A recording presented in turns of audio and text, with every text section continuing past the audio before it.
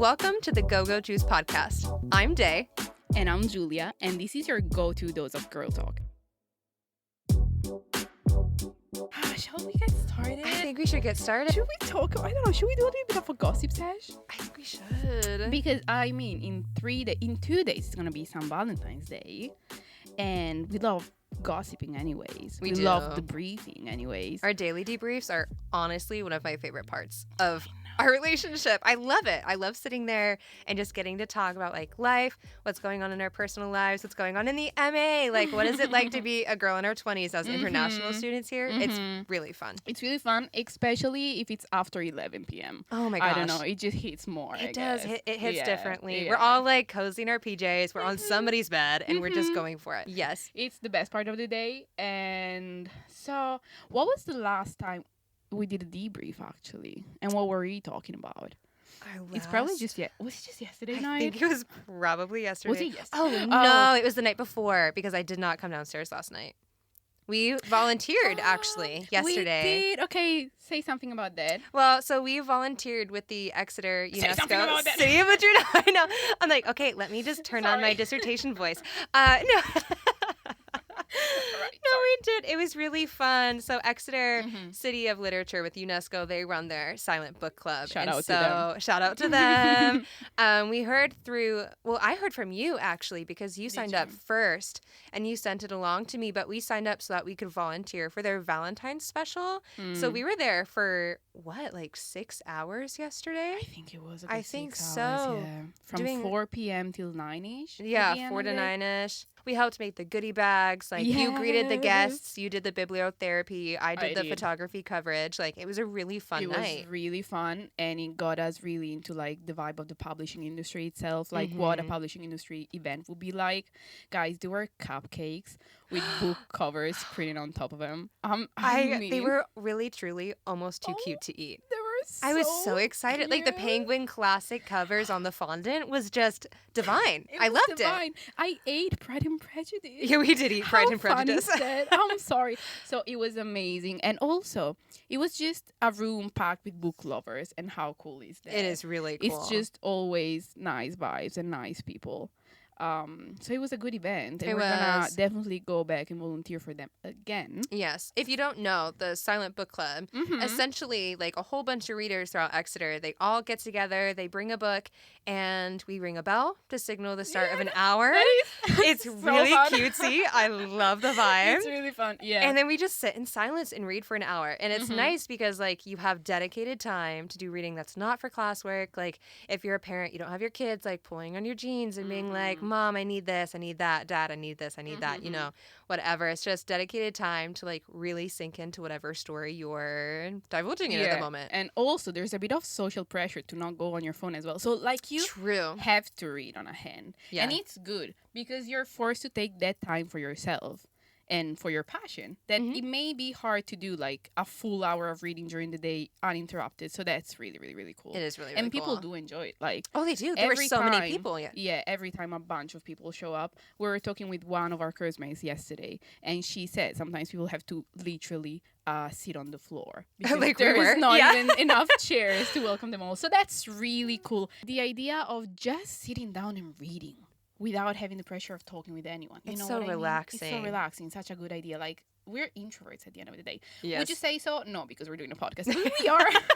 No, I feel we are. I don't know what we're doing here. But we're having fun. I would say we're maybe like extroverted introverts. Like I love my unwinding, like taking time for myself every day, my whole like routine. But then it's fun to go and like do our debriefs. And like we started a podcast just because we love to chat, you know? Like so we're mostly introvert, but I think both of us needs to recharge by yourselves. Yes. But there is a name for, we're talking about it, introverts being like being both an introvert and an extrovert. There's a name for that. Like people who recharge by themselves, but then how was it? Was it people who recharge being around others, but then needing alone time as well? I don't remember. I think so. I think you can be both. It's a thing. We are both. So, okay. So here we go. Here we go.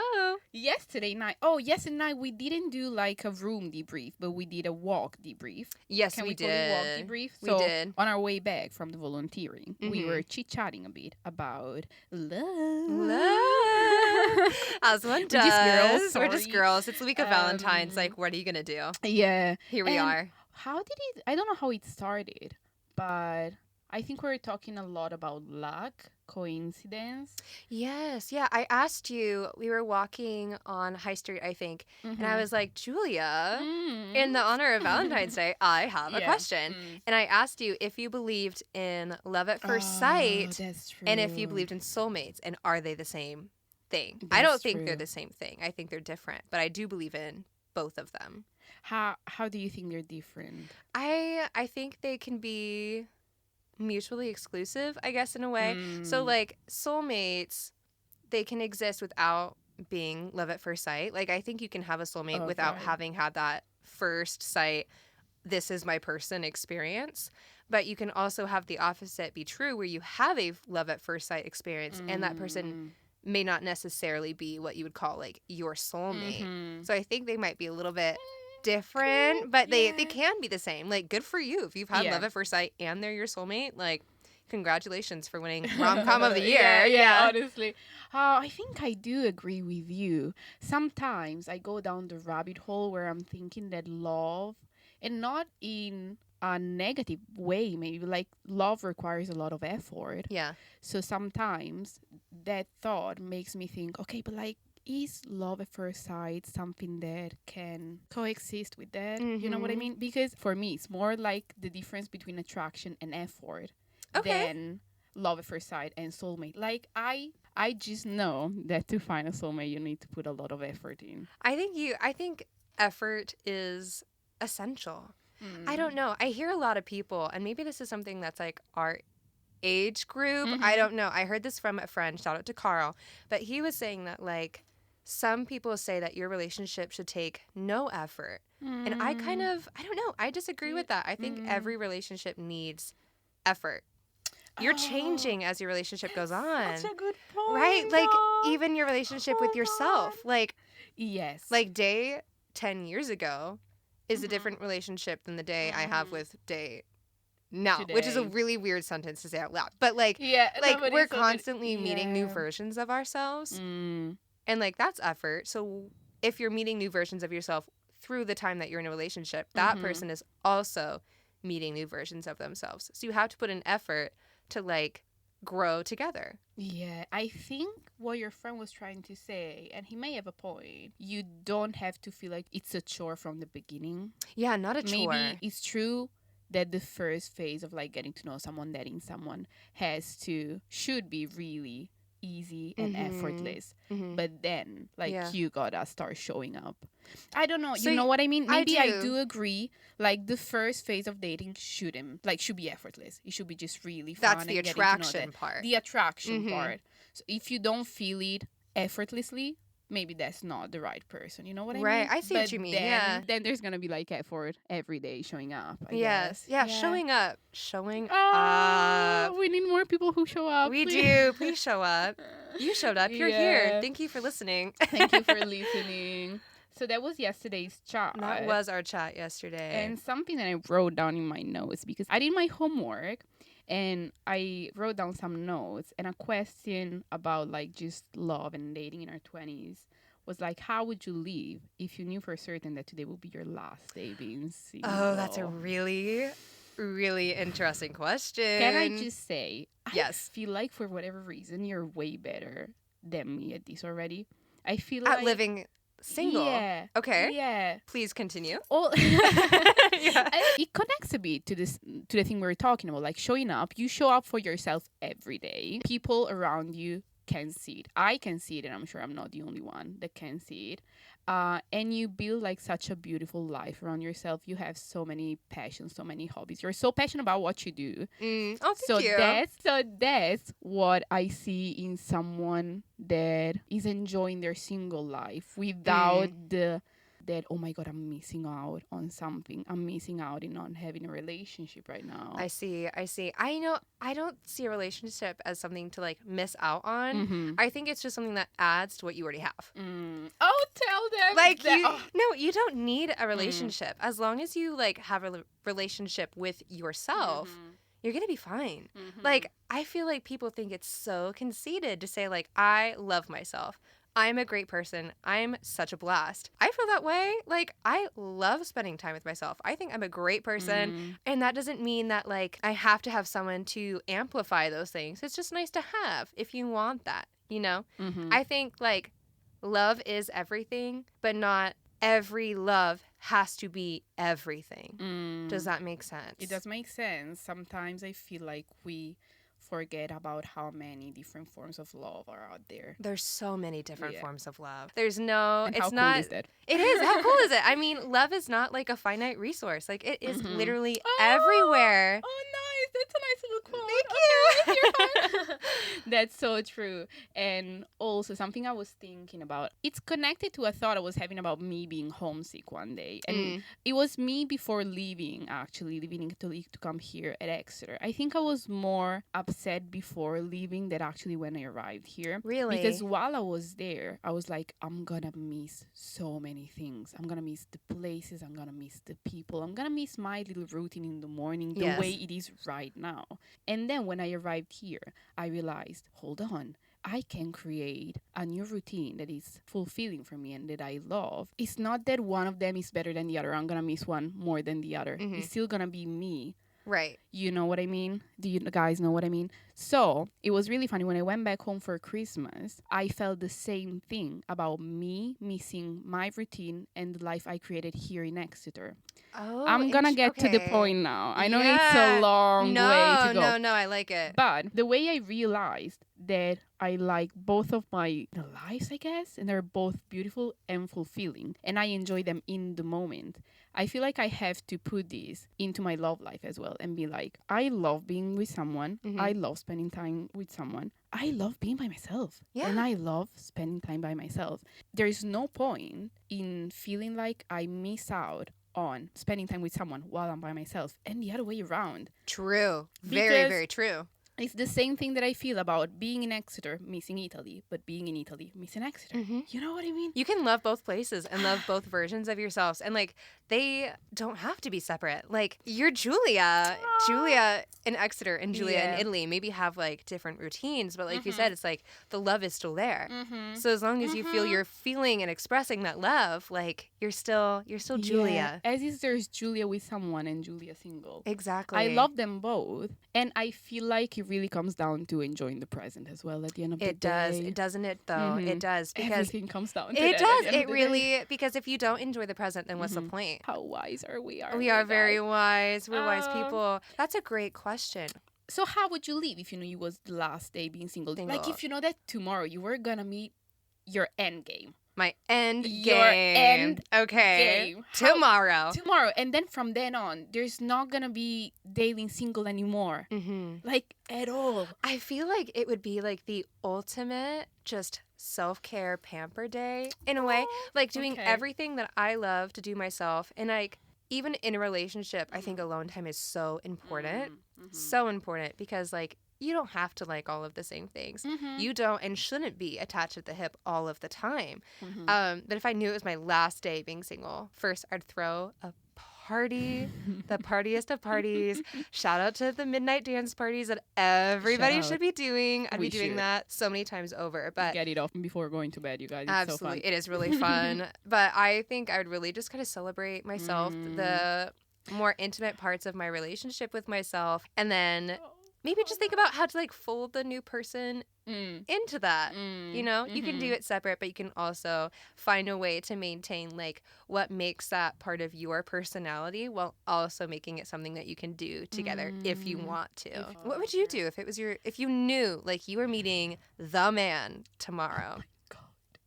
It's your question. I'm 100% going to ask you as well. I actually didn't think about it. Really? I mean, I don't know how my day would look like. I think, as you said, I would just show up for myself in the sense of just doing whatever I know I truly enjoy doing by myself. Mm-hmm. For me, it could be like a run, honestly. You love going for your runs. I know. I love going for my runs because I feel like it's a great sport for us overthinkers. Okay. Say more on that. Okay, it's amazing because when I remind myself that I'm running while I'm running, I struggle.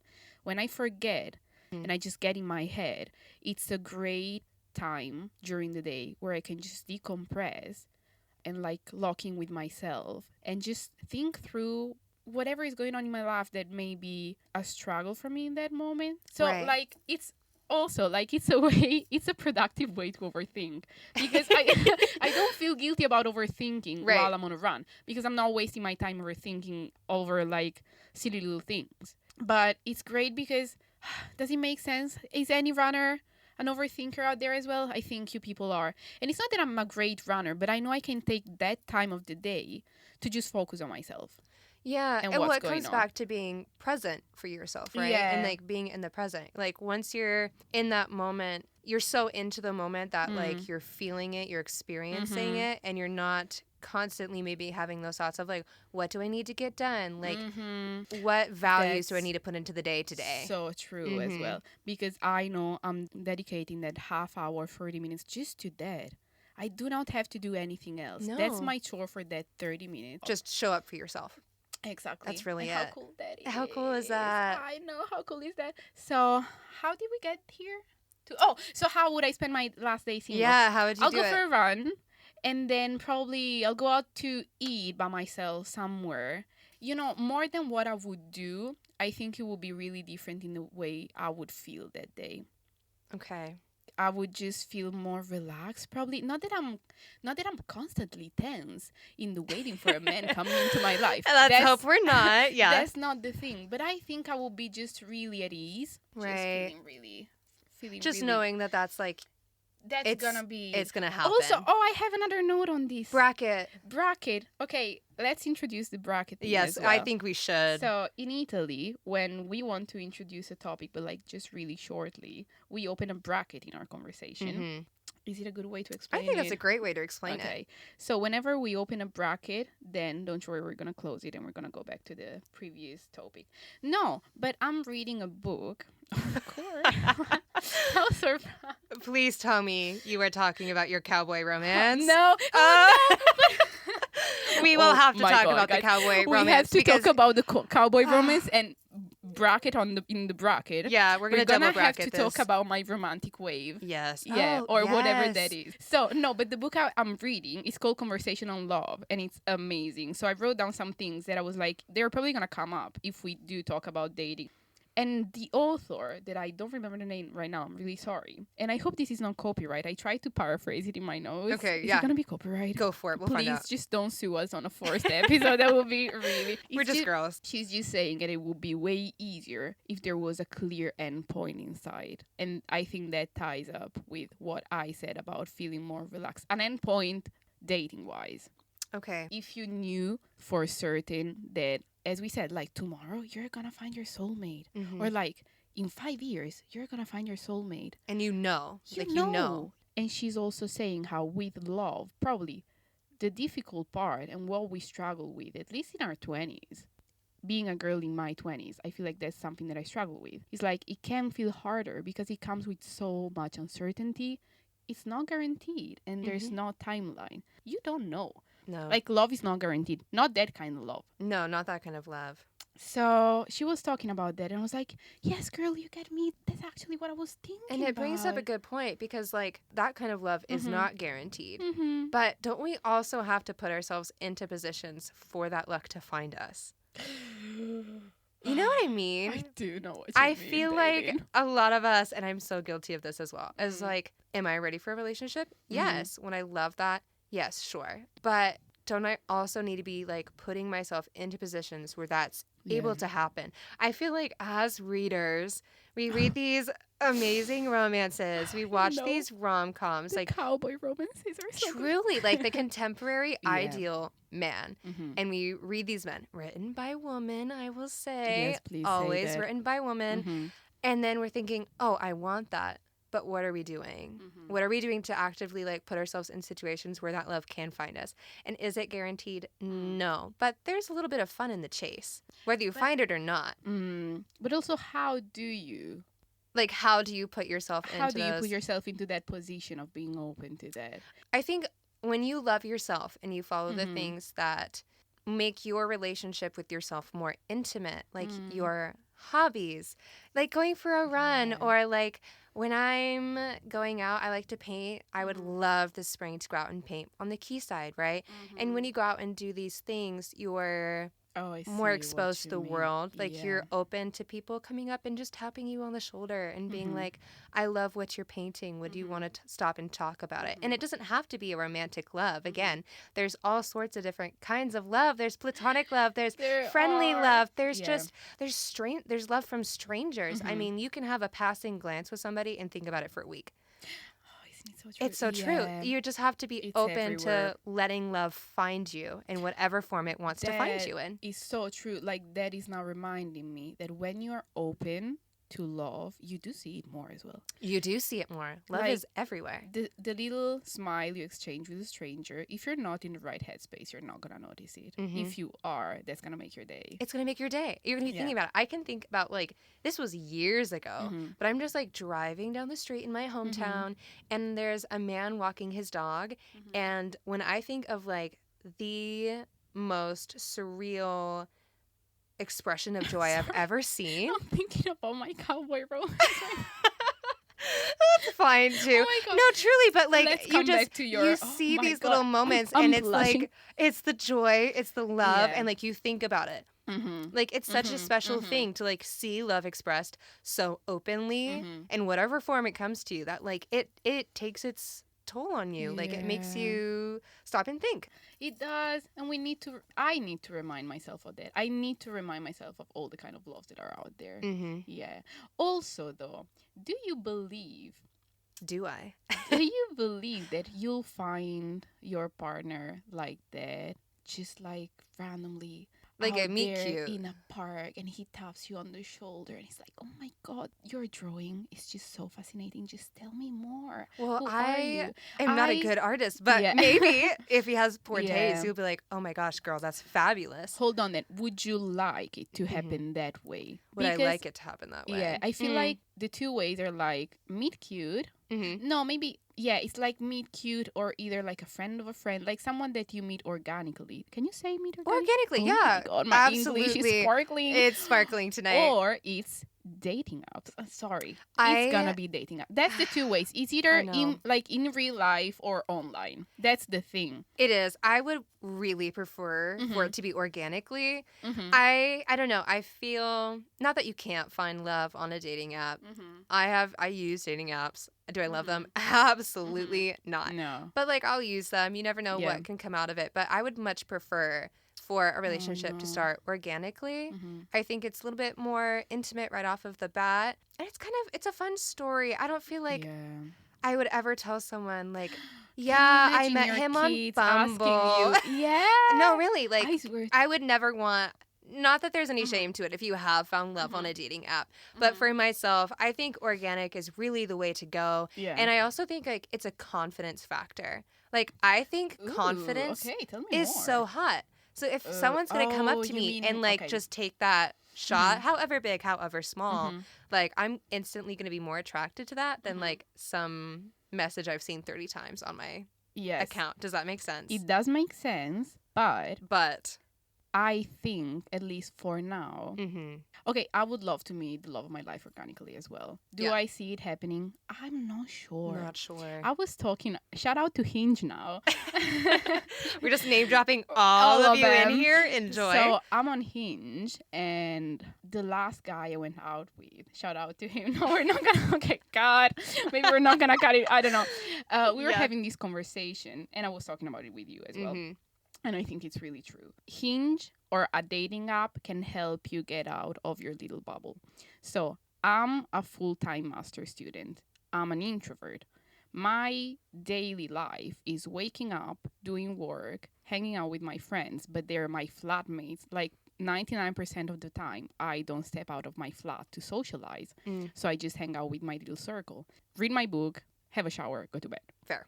Yeah. In the weekend, if I go out and we hang out in a pub or something, we go out for drinks or something, I don't want to meet the love of my life in a pub. Actually, it's really real of you. Sorry. Neither do I. I'm so sorry. I don't want to meet him while I'm drinking or while he's drinking in that kind of environment. So the guy I was out with, like I had a date with, was saying the same thing. Like Hinge is actually useful in meeting people outside of your bubble, and the bubble meaning people that you usually spend your time with. Exactly. Yeah. And avoiding meeting someone in like that kind of social environment, like a pub or a bar or whatever. Right. You know? Yeah, I know. So I do like dating apps for that reason. Okay. But that's very fair, though, because I feel like you're... But that's really tricky, because I wouldn't want my kids to ask me, how did you meet Dad? And I'm like, I met him. See, this is why, and I have seen this before, where no people are like... Dad, no, but they will say, like, okay, so if this works out, what are we telling... we're going to say something else. Yeah, what are we telling the family? So, okay, so then, Giulia, my question for you is, if you meet the love of your life on your dating app, what is the story you're coming up with? What story are you telling? I'm going to be true. You're going to be so honest about it. I'm going to be honest about it. Yeah. It's okay. Also, because if people keep not being honest about it, it's just going to, how'd you say? Keep repeating itself. The story is going to repeat itself. You know, that's fair. Like, and then everybody's like, no, you can't find love on a dating app. But maybe you can. I think you can. I think it comes down again to the whole concept of lacking love. You have to be lucky meeting someone organically. How can you not be lucky meeting someone on dating apps? At the end of the day, it's just two souls meeting randomly. I know the whole thing about, like, the whole stigma about dating apps is probably like the little cringy part about having to swipe just looking at a picture of a guy. And half of the time is a like shirtless picture of a guy. All the time. Can you please stop, Fellas, you guys? can we really maybe get a little more creative? We don't need that. I would love to not see 50 fish and shirtless men. Can we get maybe a little more creative with that first image? You see what I mean? Like, there's the whole stigma about, oh my God, how cringe it is to be on a dating app. Everyone is, but everybody has one. Knowing that you're going out with someone from a dating app can make people think that. I don't know. Also, the whole concept about people on dating apps just want to have something casual. I think it's something that people do think and do believe. It's a misconception, I would say. It's a big misconception, because then I feel that's where people, it gets tricky for people to think that a serious relationship can stem from that.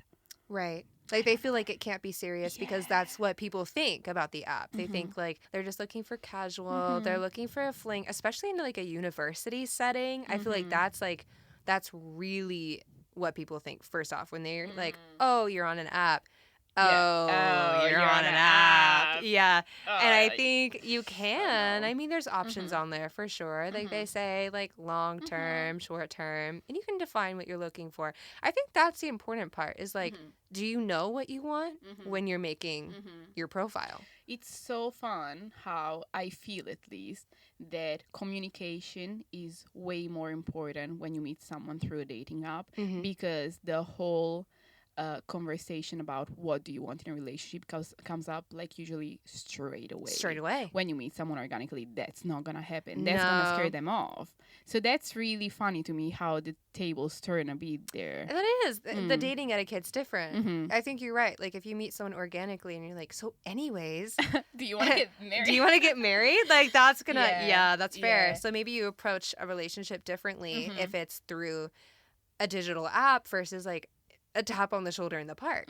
Maybe you approach that differently. Oh, how complicated is it? We're giving you guys a lot to think about. Yeah, dating is hard. Dating is hard. Can we acknowledge that? Can we acknowledge dating is hard? Dating is hard. It is hard. It's worth it, but it's hard. It's worth. Is it? It's well, worth not it. yet, but it will be. It will be. Please. It will be. Can we maybe?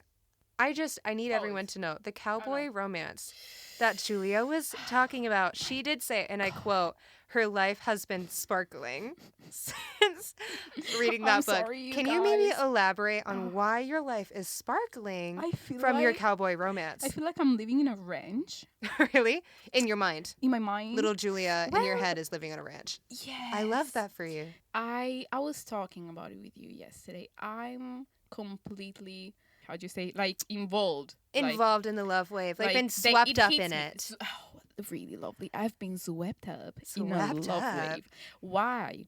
I don't know. Am I in a relationship? No. Am I in love? No. Am I dating someone? I don't think so. We're going to put a nice little question mark on that and move on. That's another story to tell. That's another story. But sometimes I really feel the urge to pick up a romance book and just believe it. And just believe it. Just believe that could be possible. So I picked up a cowboy romance for the first time in my life. The other romances I read before were just like lame, like just normal people meeting. But what about when like it didn't have like a theme to it? Maybe didn't have a theme, didn't have a cowboy. And now I'm reading this cowboy romance where there's a whole description of his outfit, and I can so see him with the cowboy hat and the boots. I don't know. So, but apart from that, I've said it once before, I'll say it again. I have got to take you back to Texas with me because it would just... Can you please? You would love it. It made my life sparkle because... I don't know. It's because, it's because I'm in the love wave. It's because I'm in the love wave, so I'm believing it. So I don't know where I'm getting. So are you maybe saying like you felt like from reading this book and like thinking... while you're on your love wave, like, oh, this is possible for me, that it goes back to what you were saying earlier about, like, once you start noticing love, you feel like you are open to feeling it more? Oh, girl, I think that's it. Is that it? I think you just expressed what I was thinking. I think we're kind of on the same wavelength here. Are you in a love wave as well? Maybe a little bit. I get really excited when February rolls around. I love holidays. I love. I'm a massive romantic. And so, like, as soon as the season starts, I'm like, well, it could be anywhere, right? Like, little twirly of the hair. But it's, I think... So do you like some Valentine's Day? Valentine's Day. Valentine's Day. Yeah. Is it not called San Valentine's here? I just call it Valentine's Day. In Italy, Saint San Valentine's. Valentino. San Valentino. Yaga. Ciao, Italiani. Okay, sorry. Bracket no, never sorry. No, you are going to speak Italian on this podcast. I'm gonna speak Italian every now and then, just when I feel like it. So be ready. Yeah. Well, you do love Valentine's. Just think about the fact that you walked down to the city center to see the Waterstones display, hoping there was gonna be a San Valentine's display. And it was so disappointing. Sorry, Waterstones. We love you. We love you so much. And like, I love the beautiful sunflower display, my favorite flower. But like, is it not the season for a little bit more pink, red love? Can we just do a display of cowboy romances? I'm for that. That would be fine. That would be better. That would be fine. Nothing at all. I would have expected something from Waterstones as well, to be honest. Romance is a genre people do read. It's not like you're just wasting your display. No. People are going to buy it. Can we say massive respect to the romance authors and the editors and the agents out here, because like you are actually statistically keeping the entire market afloat. You're keeping the industry alive. You're the reason we're here. So thank you to you bodice rippers out there. We love you. We do love you. That's also why no shame in reading a cowboy romance. Please pick it up. Pick it up. Don't be shy. Your life is gonna sparkle. Your life is going to sparkle. You're gonna feel all this thing. Oh, you know what? What I loved about my cowboy romance, and that applies to every romance, but I was just in a right mindset probably. I love to see the story of two people falling for each other, but then choosing each other and putting effort in the relationship. You know what I mean? I love experiencing it and seeing two people choosing each other. Because at the end of the day, each one of us, like if each one of us is going to have a romance story, it's going to be just one book. Like it's going to be the end game. It's going to be one book. Oh, Giulia. I don't know. I just feel like I like that. So I feel like when I read a romance, I'm reading their end game. Like, you know what I mean? I'm reading it's two the story. People falling, choosing each other. And that's so emotional every time. That's so real. Oh. Well, and it takes because there's the attraction and there's the luck of like the meeting, but actively choosing each other is emotional intelligence. It is. You have to be emotionally intelligent to understand that like this is the person that I choose, and you have to be emotionally intelligent to do the actions involved in choosing a person. And I think that's like what earlier I said, like the men written by a woman. I think that's what it is. It's that emotional intelligence. Like your cowboy, he was emotionally intelligent, and it made your life sparkle. Like Isn't that kind of it, though? Like, you have to be in touch with your emotions, but you also need to know how to process them, like, how to express them healthfully. That's a different skill entirely. Everybody feels things. Not everybody knows how to express those emotions and how to use that to choose a person. So do you think being emotionally intelligent or having done the hard work of either going to therapy or, like, shout out for therapy. Everyone should go to therapy. Please go to therapy. It changed my life. It made my life sparkle. But do you think it's a prerequisite? Do you say prerequisite? Yeah, I do. Oh, good. Okay. Yeah. Is it an actual word? It is a word, yes. To build a healthy relationship. Oh, absolutely. Yeah. You have to have done the work for yourself to do work with someone else. Like, you have to have a foundation before you jump into anything. Like, you can't dance on a sinking ship. You have to, like... This girl is so wise. We're really just... I'm loving this. It's such an important thing, though. Like, if you have not done the work for yourself, then you should not be getting involved in a situation where you are actively going to be a part of doing work with another person. It's not fair to them, and it's not fair to yourself either. And like we said, you have to love yourself. You have to live in the present before anything else can start. You do. You know, this brings me to another one of my notes. Did we have a bracket open? Well, close bracket, maybe. We're going to close all the brackets because I feel like there's no other brackets. But I did write another note while I was thinking about the podcast. It's something one of my friends said when I was back home for Christmas. We were talking about dating. We were talking about where we are at in our dating life. And one of us started crying. And she said, we all cried for a boy who didn't deserve us. Hold the phone. But haven't we, though? Hold the phone. Haven't we, though? But also, doesn't it mean that we did our work, we recognize and we accept our feelings, and we get it out? I hate how we just see women being sad, eating ice cream in front of a rom-com. Like, I love it, but to me, it means we did the work. It means we're accepting that. I don't know, that whole sentence, it kind of stings to me a bit. You know what I mean? Like, I was like, you are saying something helpful. You're like going through it with her. Yeah. But still, I sense it a bit of like, yeah, we all cried for a boy who didn't deserve us. Like, aren't we so silly and stupid? No, well, I think what's interesting about that sentence is that you can infer that it's from the who didn't deserve us, that you know your own worth. And that's the emotionally intelligent part. Like, I think everyone in a relationship can have some kind of rose-colored glasses. But, like, when you step aside from that and you're like, oh, actually, maybe that wasn't the best for me. And, like, yeah, you can feel free to cry over that. Like, you've shared an intimate experience with this person in one way or another. You've gotten to know each other in a way that not everybody has the privilege or deserves the privilege to get to know you. And so I think if you're crying because you realize a boy did not deserve you, that means you have done the work to know yourself. And you really tried to dance on that ship. And it sank, but it was not your fault. I think it's a bit of my fault as well to get like to interpret this sentence in such like a negative way, because to me, like, it makes me feel really naive sometimes when I cry. When actually I know it's empowering. It is empowering. But yeah, so I should do the work there. Here you go. Yeah, here we go. I just found out something that I kind of have to work on to then find a healthy, happy relationship. And my cowboy, please, can a cowboy just show up? Yeah, can the cowboys please step to the front? I'm really into it. Also, bracket, the cowboy romance I read is part of a series, so now I'm really into it. Okay. I just got into book 2 yesterday night after the event. Oh, good. So did you really? I did really. So I'm still fully into the cowboy romance. Fabulous. Like, yeah. Yes. So we're going to talk about it again, guys. Don't you worry. I'm loving it. This is going really well. This is going really well. I had no doubts. No, I didn't have any doubts. No, we love to sit here. We love to chat with one another. We are chatty. And the thing was probably just being like, how awkward are we going to feel? I don't think it's awkward. I don't think it's awkward. No. I feared we were gonna kind of like being a bit like walking on glasses a bit in the beginning, because we were gonna feel like, I don't know. We're doing great anyway. I think we're doing great. Good. You guys will let us know in the comments. Yeah. Oh, please do. But yeah.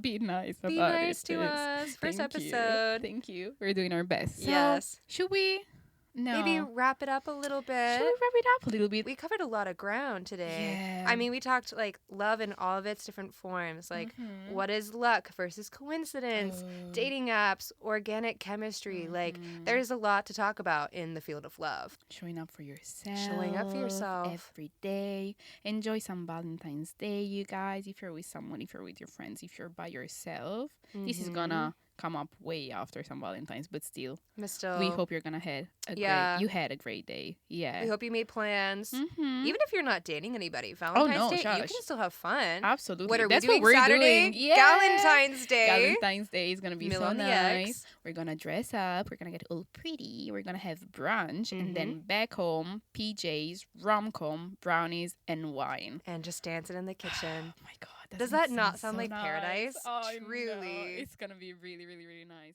All right. On Life and Love, this was the Go-Go Juice Podcast.